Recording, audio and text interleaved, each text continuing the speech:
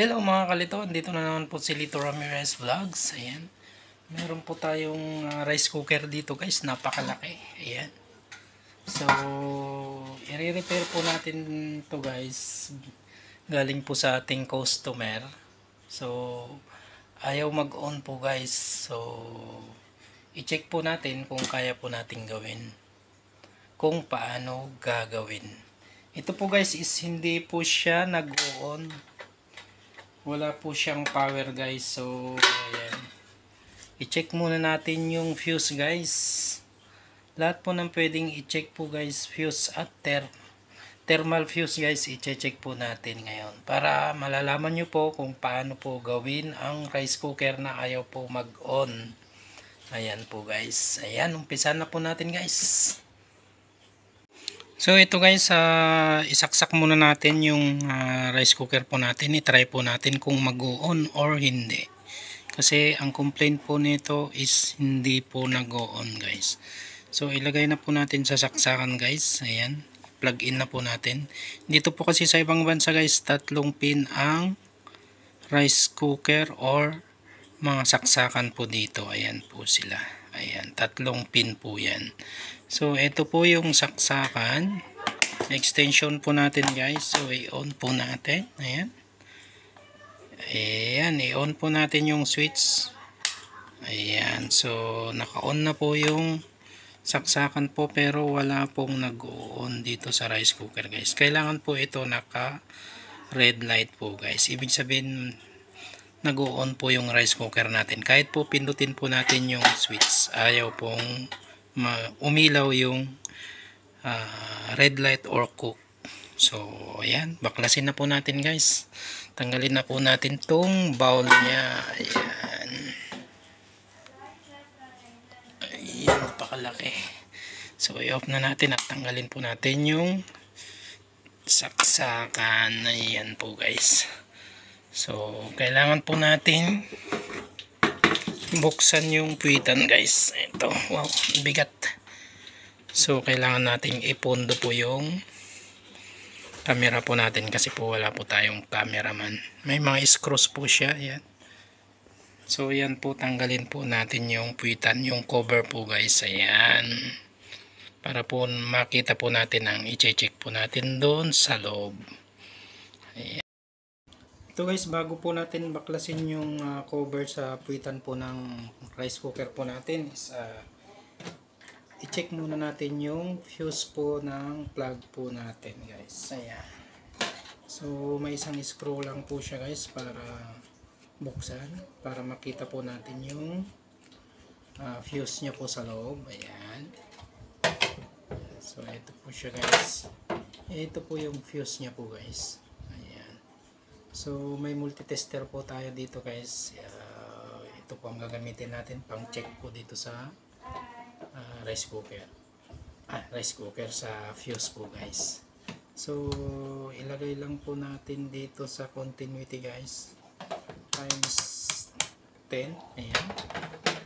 So pagdikitin lang po natin yung stick po ng ating tester kung may continuity guys. Ayan, kikita nyo po guys yung tester po natin. Ayan,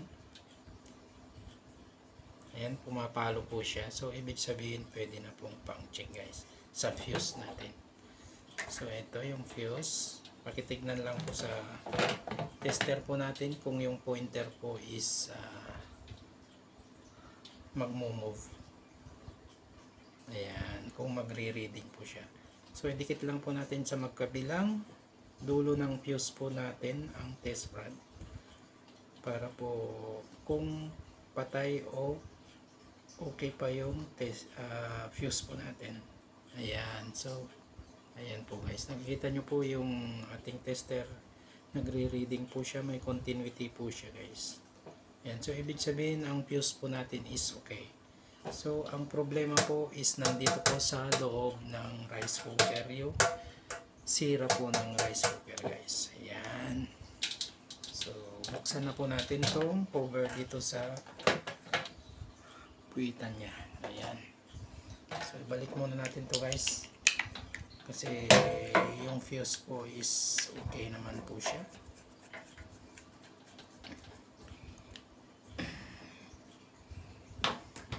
Gamitan na po natin ng hand drill guys, battery drill para po mabilis.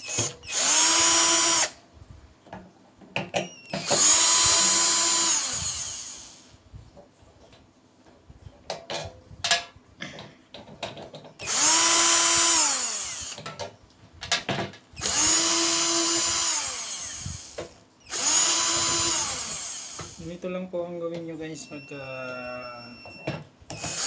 sira po ang rice cooker nyo.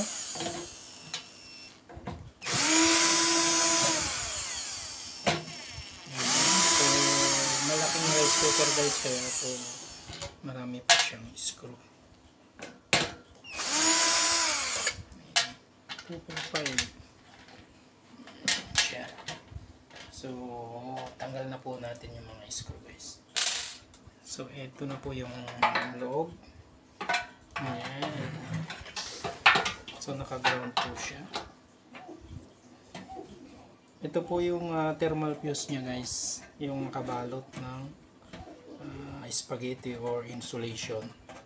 So, i-check po natin yung thermal fuse guys. Ayan. Ito po yung tester po natin. Para po makita nyo. Ayan.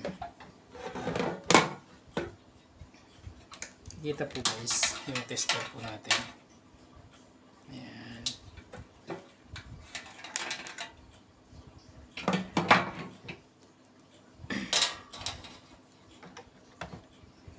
So ito po yung thermal fuse ng rice cooker po natin guys. So ito po yung dulo, yung sa supply, yung sa live. At saka baybayin po natin yung wire. So ito po yung dulo niya guys. Napunta po sa heater. So ito po yung testerin po natin. Dulo, magkabilang dulo guys. Ito po yung dulo. Kasi ito po yung thermal fuse po natin. Ayan. So dito po natin pwesto yung tester po natin. Ayan. So nagre-reading po, may continuity po yung tester natin kasi po tinitis ko para malaman kung nagre-reading po yung ating tester.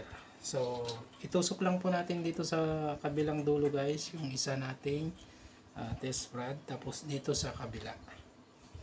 Ayan. So ibig sabihin guys, wala pong reading yung ating thermal fuse. Wala pong continuity. Kunwari ito, pagdikitin po natin dito sa isang dulo lang. Ayan o. Gumagalaw po yung ating pointer ng tester. Ayan. Ito po ba? Ayan. So ibig sabihin po guys, sira po itong thermal fuse po ng rice cooker. Ayan. So baklasin po natin guys. Meron po siyang ano dito guys, nut sa kabilang dulo, at saka dito screw naman po siya guys. So kailangan po natin gamitan ng long nose guys, kahit long nose lang po dahil hindi naman po siya mahigpit masyado ito. Ayan. So ibig sabihin guys, alam na po natin na sira yung thermal fuse. So pangsamantala guys, wala pa naman po tayong pamalit na thermal fuse. So pwede po nating i-direct yung thermal fuse. Ituturo ko po sa inyo guys.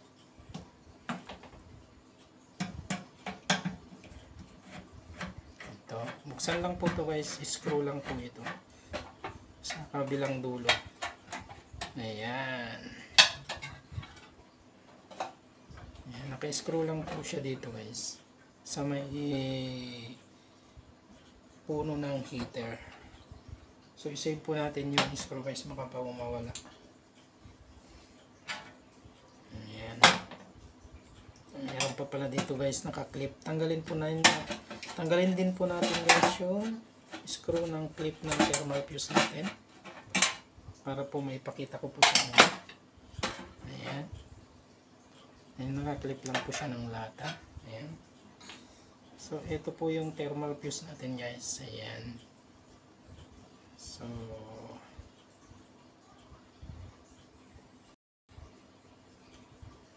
ayan guys. Sira na po ito.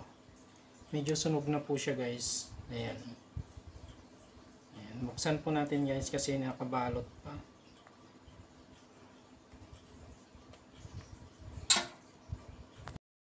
Yan guys, so ganito po ang itsura po ng thermal fuse ng ating rice cooker guys. So ito guys, sira na. Kung mayroon po kayong mabibilan guys, ganito po ang bilhin nyo. Mayroon pong nakasulat dito na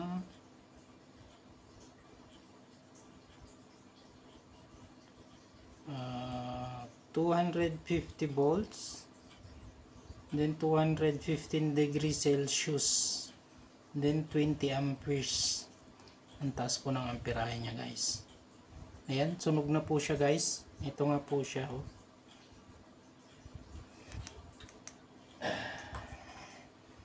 Ayan, kalug na po yung connection niya guys oh. Sunog na po talaga. So ang gagawin po natin dito guys is puputulin na lang po natin yung magkabilang dulo guys, para po idugtong po natin dito, i-bypass po natin to. So kung wala po tayong pamalit guys, pwede na po nating i-direct ito, i-bypass na po natin, itapon na po natin tong thermal fuse. Pero kung may mabibilan po kayo guys, pwede naman pong palitan ito. Pero kung nag-overheat na po talaga, overheating na po yung burner po ng heater po ng ating rice cooker, sisirain niya po ulit ito. So ang gagawin po natin, ida-direct na lang po natin guys. So putulin na po natin to guys. Ganito lang po. Putulin natin yung magkabilang dulo. Ayan. Ayan. Okay, wala na. So yung isa naman po guys,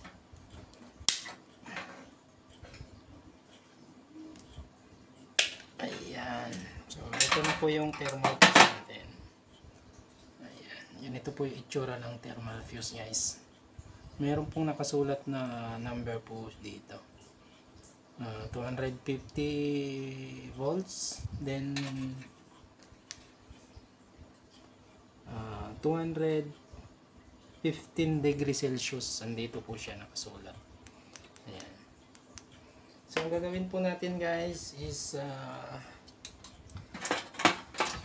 ida-direct ko na po sa inyo ito. Pagdugtungin lang po natin to guys, dalawang wire po na ito, para po mawala na po yung thermal fuse natin. Ayan. So balikan lang po natin to guys, kasi may insulation po to guys, yung wire na to. Ito yung isa.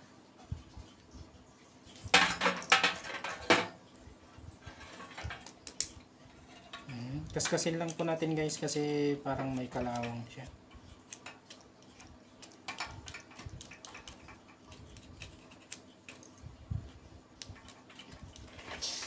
Ayan, tapos pagdugtungin po natin tong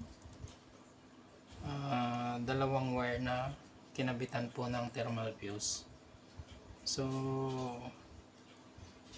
idugtong po natin ng maayos guys ha.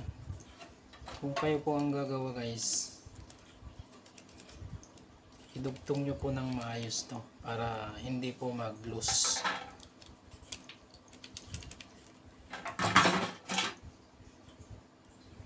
Ayan, ganito lang po ang gagawin natin. Tigas po yung wire.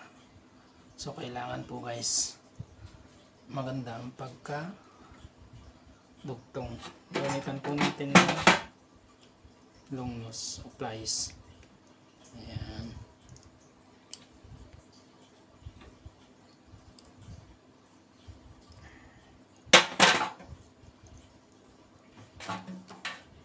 Kulang pa naman. Kulang pa yung haba ng ating nabalatan.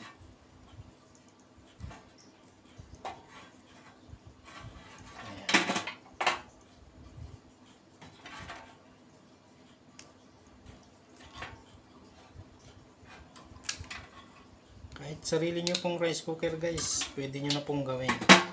Basta lakas loob lang po. Huwag po kayo matakot. Dahil hindi naman po nakakasunog yan.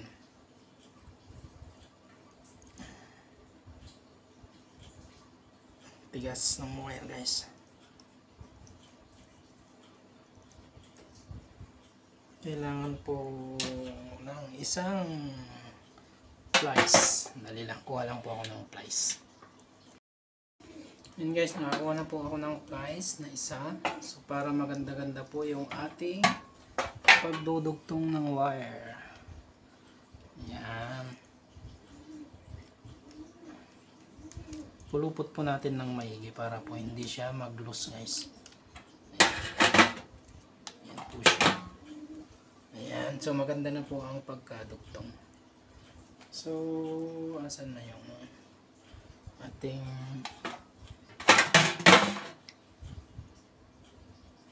insulation kanina?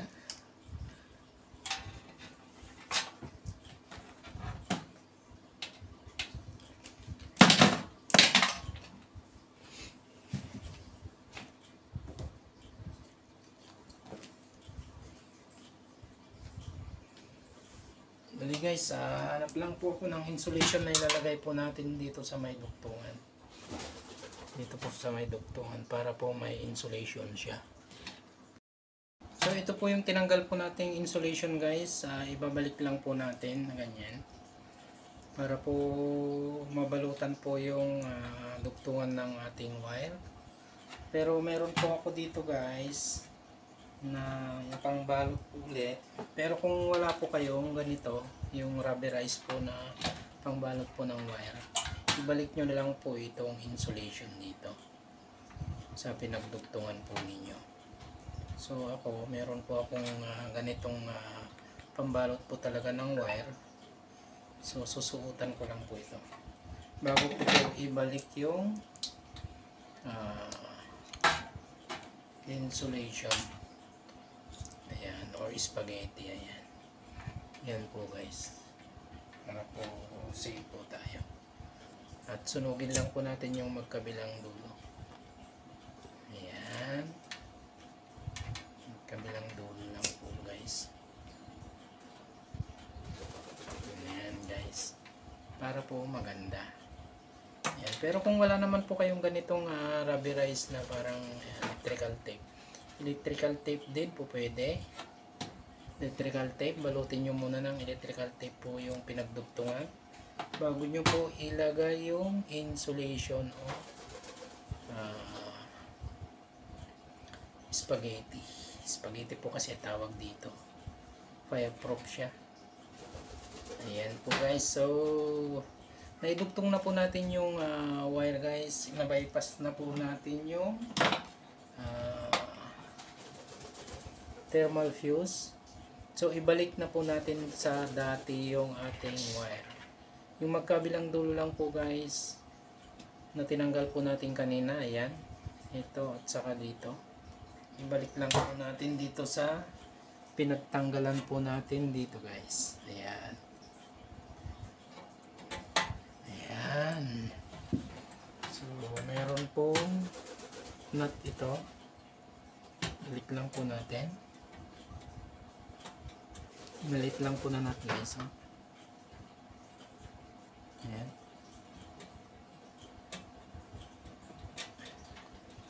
Ganito lang po ang gawin nyo sa mga rice cooker nyo guys. Wala ayaw po mag-on. Pwede nyo na pong i-bypass yung thermal fuse guys. Parang malayo na po sa clip. Ayan. Pwede. Mixi na po siya. Balik na rin ako.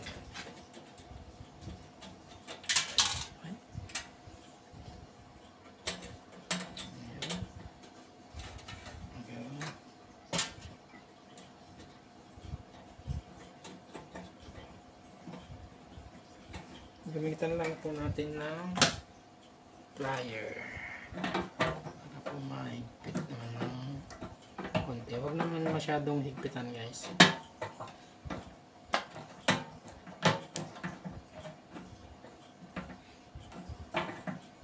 Hindi naman po mahirap guys ito. Ayan. So ito naman po kabilang dulo guys. Dito naman po natin ilagay. Doon sa pinagtanggalan din nyo ng dulo po kanina. May screw din po siya guys. Ayan. Balik lang po natin sa dati. Yung kagaya po ng pagbaklas po ninyo. Ayan. So ito is Phillips screw naman po siya. Ayan. Okay. Sorry. So naka-clip po ito guys, pero medyo maiksi na po siguro ito. Tignan natin kung maabot pa.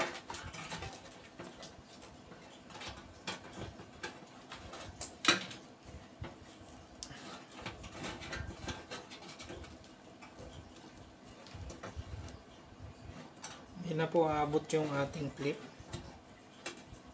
Natin lang po natin. Natin lang po guys para po umabot.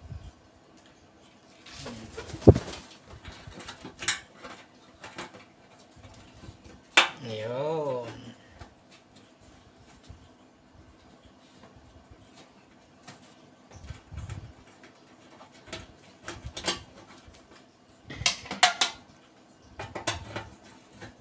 Ayan, i-screw lang po ulit natin yung clip guys.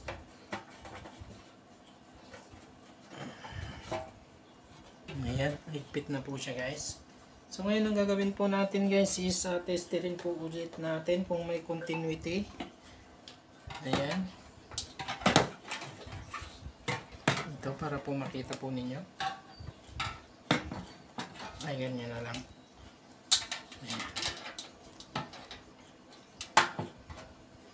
So nakaset pa rin ulit sa times 10 yung ating tester sa continuity. Ayan. So subukan po natin i-short yung stick po natin kung magre-reading po yung o gagalaw yung pointer ng ating tester. Ito po siya guys. Magdikitin lang po muna natin. Ayan. So nagre-reading po yung ating tester. So yung magkabilang dulo po dito guys, saka dito nung mayroon po yung thermal fuse na sira, so wala pong continuity. Ayan. Hindi po pumapalo yung ating pointer ng tester. So ngayon i-tester po natin guys. Abot kayo sa kamay ko sa tester ay sa dulo. Ayan guys, oh. Ito po yung dulo niya guys. At saka ito po yung dulo ng wire ng thermal fuse po natin kanina. So i-direct na po natin kung may continuity po siya. Ayan, layo.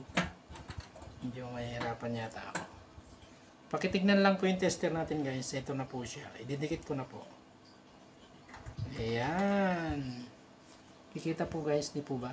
Ayan. Oh. Yung pointer po umaabot po dito sa dulo. Ayan. Pag inangat ko, mabalik po siya. Pag idinikit ko po siya sa kabilang dulo, ayan. Ayan, nagre-reading na po siya guys. So, ngayon itatakip na po natin muna yung cover po ng ating rice cooker sa likod bago po natin i-testing. Ayan. Huwag po kayong mainip guys para po makita nyo po kung gagana po siya or hindi yung ating ginawa. Ayan. So, ito na. Ayan. Tingnan po natin kung mayroon pong naiwang mga gamit. Ayan, so wala. Pwede na po natin itakip guys.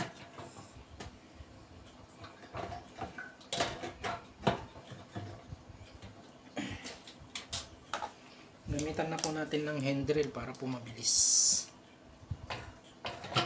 Para hindi po kayo mainip.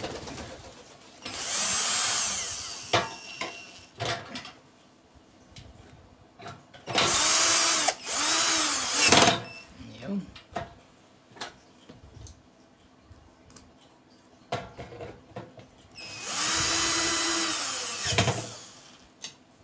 Guys, ganun lang po ang gagawin nyo sa mga rice cooker nyo kung ayaw mag-on. Pwede nyo na pong i-direct yung thermal fuse.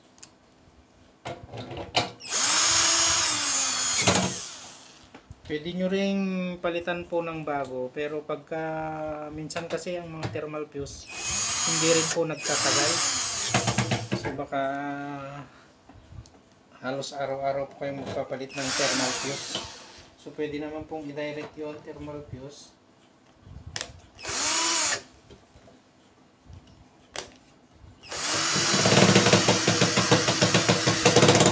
Ayun. Ayun siya guys. Ayan. Hindi po ba? Laki. Iharap ko po dito para po makita po ninyo. Guys, ito po yung extension natin guys. Ito po yung ilaw, nakikita po ba? Ayan. Ayan. Try natin kung clear. Ayan guys, so saksak muna natin guys. I-on po natin. Ayan. Meron po bang red light? Ayan, may red light na po guys. Ito po. Pakita ko po sa inyo. Ayan. Ito na po yung red light. Nag-light na po siya. Oh. Ayan. So nag-on na po siya guys. Ayan. Ayun. Ilagay po natin yung bowl at ipakita ko po ng malapitan. Ito guys, ipapakita ko po ng malapitan para po makita po ninyo kasi po kanina is lagay po sa holder ng ating camera. So, ilapit ko po sa inyo. Ayan, isaksak po natin ulit guys. I-on natin yung switch. Ayan. So, ayan po guys, umiilaw na po siya. Ito, yung red light po, yung cook. So, kanina po is ayaw. So, ganun lang po ang gagawin nyo po guys. Pagka po sira ang thermal fuse ng inyong rice cooker, pwede nyo na pong i-bypass. Ayan. Pwede nyo na pong tanggalin yung